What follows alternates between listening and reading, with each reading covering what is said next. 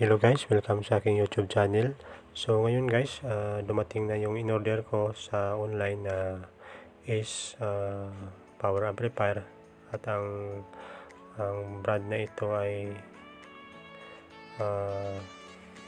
is 25 in. Ito ngayon guys yung bagong model na nilabas nila. So ngayon, tingnan natin kung legit pa talaga yung power amplifier na ito.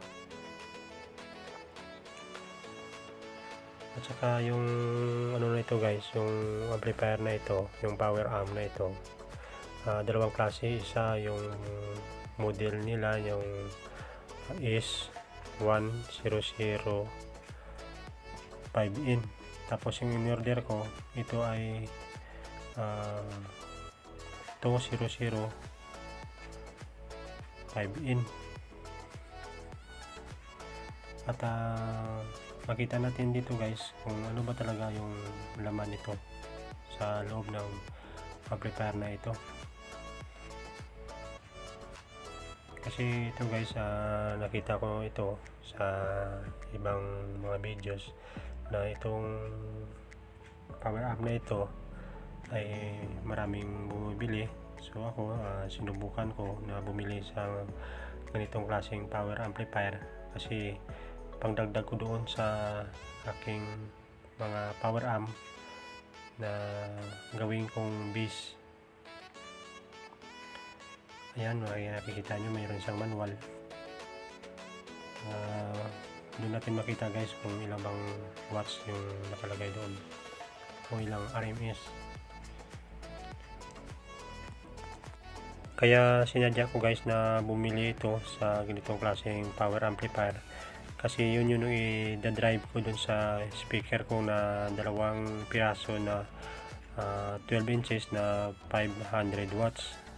Yun yung ikabit ko dito.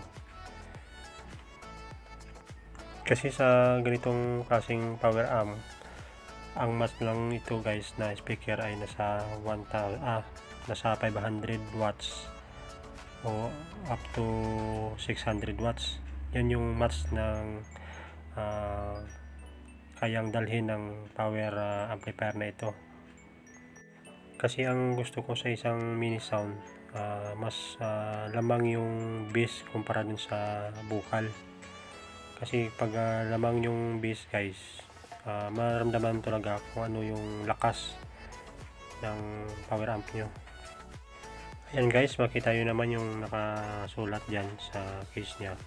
Ito ay nakapangalan talaga, nakatatak talaga dyan yung is 2005 in. Kasi yung isang klase yan guys, is 1005 in, pero mababa yung watts yun. Kaya ito yung pinili ko, yung is 2005 in, kasi mas mataas yung RMS nito. Kaya akma dun sa 12 inches na 500 watts na ipa-drive ko sa power amp na ito. At okay naman siya guys, gumana naman. Tinesting ko na may power naman siya kahit walang speaker. Nakita natin na ano talaga na gumagana. At saka guys, yung sa mga mini sound, yung beat talaga na tugtog ng isang mini sound, yung mas labang talaga yung bass. Kasi doon mo maramdaman talaga kung ano ang karakasan yung mini sound nyo o yung mga power amplifier nyo. Kasi kung puro vocal lang guys, hindi nyo talaga maramdaman yung yanig o vibrate ng tugtog. So ngayon guys, bubuksan natin para malaman natin kung anong laman ng integrated power amp na ito. So yan guys, makita nyo at ma-obserbaran nyo na sa laman pa lang mayroon siyang kalakasan. At saka hindi tulad yung sa mga 5 auto na integrated amplifier na pang video key lang siya guys, at saka hindi siya pwede pang bass.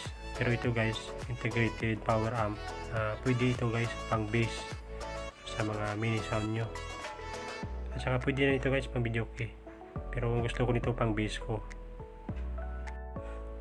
Maganda siya guys, yung dalawang headset nya medyo makapal, at saka yan yung headset niyan guys, yan yung channel A at saka channel B, at makapal siya guys, may laban talaga sa init. At saka yan dalawang kapasitor na yan, malaki siya at medyo taas, at yun yung power supply nya. At maganda talaga guys yung laman ng S2005in model.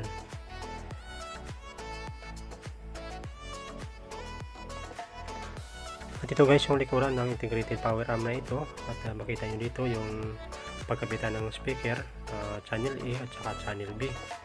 At yun makita nyo dito may exhaust fan siya sa left channel, at saka mayroon siyang dalawang channel A at saka channel B na input na mil XLR, at saka exhaust fan sa right channel. At dito naman guys yung harap nya, makita nyo dito yung mga knob, may nakasulat na mic volume at saka treble, bass, at makita nyo din dito guys yung channel A volume at saka channel B volume. At may nakasulat naman dito input, equalizer, so EQ. Tapos makita nyo dito guys yung tatak nya is, at saka yung brand nya is S2005in.